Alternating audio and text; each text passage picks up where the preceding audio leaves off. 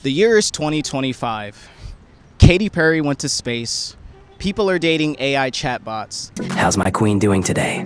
And Donald Trump is president again.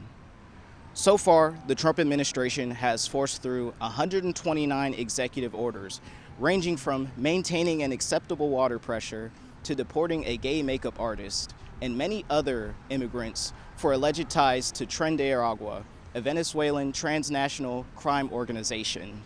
While President Trump has been busy claiming victory on what he calls saving America, many Americans have been left disillusioned, burnt out, and confused to what the hell is actually going on in this country. So I decided to hit the streets of Washington, D.C. to attend a hands-off protest, a series of nationwide rallies protesting the actions of the second Trump administration so far. So what brings you here today? To protest against the attacks on our civil liberties and the attacks on democracy, to protest against everything the Trump administration stands for, from genocide abroad to repression here. Can you describe your sign for me? So it says, Free Khalil, lock up Rubio. And the first one is Mahmoud Khalil, Columbia University graduate student, who was arrested, taken to Louisiana without any due process. They stripped away his legal residency in violation of the rule of law. That was Trump's State Department, led by Marco Rubio, doing that. And that is part of their template for getting rid of people's civil liberties, starting with the undocumented, expanding to those who have legal status, and deliberately targeting people for their political speech to set a precedent for that. So it's an injustice in its own right. It is an injustice that threatens to expand, to turn the entire country into a dictatorship, because the first rule really is that there should be no discrimination based on political views, but they targeted him specifically because of his political views. I would also add, this emphasizes that there are people who identify as liberal and as Democrats who are complicit in this process. They were pushing Colombia to repress protests for Palestinian freedom, protests against the Israeli oppression of the Palestinians, Israeli genocide in Gaza.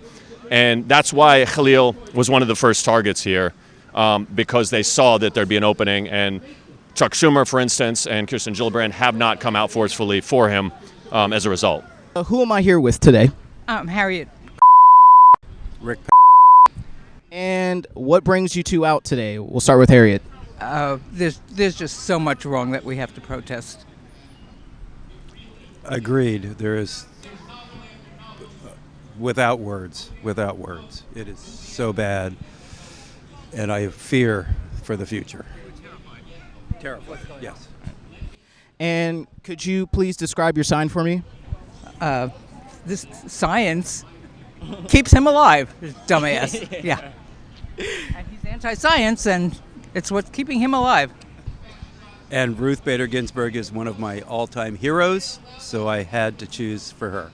And I'm assuming you two are both American. How does it feel to be an American right now? Almost embarrassing. Same. I'm embarrassed to say that, but it's almost embarrassing. How does it feel to be an American right now? It's enraging. I'm concerned. I feel an obligation to have courage. A lot of my friends here are immigrants with various status, and they don't feel comfortable speaking out for very legitimate reasons. And it's a weird situation where, for all the repression of our society in normal times, right, things I've been protesting against, police violence with impunity, ways in which landlords, the police, bosses can abuse the poor and vulnerable among us, can abuse black people, Latinos, immigrants, the undocumented, the homeless. Now we're seeing that expand, and effectively even white-collar immigrants with legal status are living in a kind of dictatorship right now. And so as someone who still lives in something with the formal trappings of a liberal state, I feel a duty to speak out because other people that I know who are very concerned about this can't speak out. So there's a sense of urgency, there's a sense of rage, and there's also a beautiful sense that people came out here today in D.C. and in other cities to speak out. So there's something inspiring there as well. What would you like to say to the world?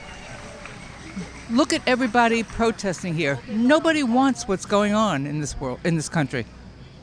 It's got to be stopped. I'm sorry. And my answer is here. The only thing more expensive than education is ignorance. Benjamin Franklin, one of our founding fathers. So who am I here with? My name's Amy. And what brings you out of your house today? I came out of my house today because I'm really afraid of what's going on in this country. This is a incipient fascist regime. This is authoritarianism, and we cannot let it stand. You have to speak out as soon as you know there's a problem, because I love this country and I want to see this country continue to be a democracy and to make it better. Please describe your sign for me. I see you have a USAID hat on as well. Yes, I worked for the CDC and USAID as a public health doctor for about 30 years. And I really believe in the mission of these agencies. And this is about USAID, which is the main global agency that we had in the United States that not only helped people around the world, not only fed people who were starving, helped people, but it helped us. And it's our soft power, and it's really important. This, again, is really important. It goes hand in hand with our military and all, but the soft power creates friends around the world that will help us. And we are all interconnected, and we need that help. But we have done so many great things in the world with maternal and child health, infectious diseases, and a part of that is that we have supported surveillance teams all over the world and systems all over the world, and those help us pick up epidemics and pandemics early. Without those will spread, and they will come to the United States, and we will all be the sorrier for it. And what's going on with USAID right now? Like, are they closed fully, or what's the current status? I'm not at USAID anymore, so I can't speak for it, but my understanding is that thousands of people have been let go. Thousands of people who work for agencies and organizations we funded have been let go. Tens of thousands, if not hundreds of thousands of people are now, who were all in public service and wanted to do things to help people around the world in the United States, are now out of a job. My understanding is that by September of this year, there will be no USAID. Certain components will be now in State Department, but we've been told over and over again that all the life-saving activities that we had would be preserved. That is simply not true. Tell me what's on your mind. This is some bullshit. Trump needs to go. This is a full authoritarian regime. If we don't stop this now, we're going to end up where we were. We need to free Mahmoud Khalil right now. We need to free Mr. Garcia right now. We need representation from our government. The Democrats need to get off their ass. I'm tired of this bullshit of them being too scared to do their fucking job. I got to go do my job in the middle of this shit. Y'all go do your job or get the fuck out. I'm sorry. I know you're independent. I'm sorry. I don't mean to swear like that. Hey, no problem. I really mean it. I really mean it. They need to do their job. So. Are we cooked? No. So you still have some hope in this country? Yeah, absolutely. Peaceful protest is the way to go. But, we already know from the history, these guys have lost every single time they've tried this. Every single time. They're going to lose again. We have the winning record. So, anti-fascist all the way, every day. My name's Sadie. And what's on your mind, Sadie? I'm honestly just really glad that I could come out here today. I think it's beautiful that so many people have come out here to show what democracy is. How does it feel to be an American right now? A little disheartening. I think it can be really hard when, the politicians are not putting in place laws and regulations that speak for the majority of people. Right. But moments like this do bring me hope. Can you please describe your sign for me? Yeah, this pretty much describes Trump and Putin's relationship from my perspective. They both seem to have some kind of a Romance, if you will. romance. Yeah, that's a good way to put it. Also a mutual disregard for democracy, which I don't like, which is why I'm here. Here to defend our democracy. How does it feel to be an American right now? Scary. What are your thoughts on Katy Perry going to space? To be honest, haven't paid attention to it. This is much more important. Your thoughts on Katy Perry going to space? Fuck that.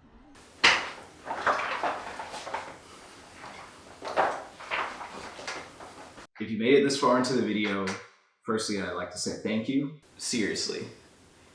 Putting together this video was a lot of fun, covering a lot of serious and heavy topics. Ideally, I would have liked to find someone willing to give a counter narrative, but I couldn't find a single Trump supporter or even Katy Perry fan. Fuck that. until I met the most nonpartisan man in our nation. Some would say the GOAT of founding fathers, the powdered prince of patriotism. Hello, good day to you, my kind patriots. George Washington here. And we're here in Washington, D.C. with George Washington. Please describe your outfit for me. Sir, I got this beautiful outfit, this beautiful coat, and I got my sword to lead a charge for our nation's freedom, sir. We must fight every day.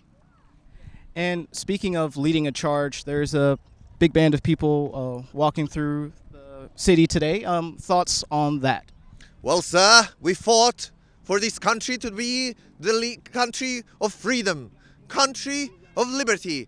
And if people want to protest, they should, sir. Thoughts on Katy Perry going to space?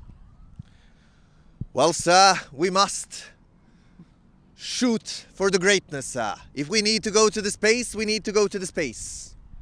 And lastly, Mr. Washington, how does it feel to be American right now? Sir, that's the best feeling in the world, sir. Sometimes it goes up, sometimes it goes down. But being an American, sir, that's the best thing in the world. What's something you would like the world to know? I would like the world to know that this is the land of the brave and home of the free. And all are welcome to America and in D.C. That was lovely. Thank you, Mr. Washington. Thank you, sir. This is great. Thoughts on Elon Musk? Sir, can you give us your thoughts on Elon Musk? Sir, can you give us your thoughts on Elon Musk? There's a dog in the back.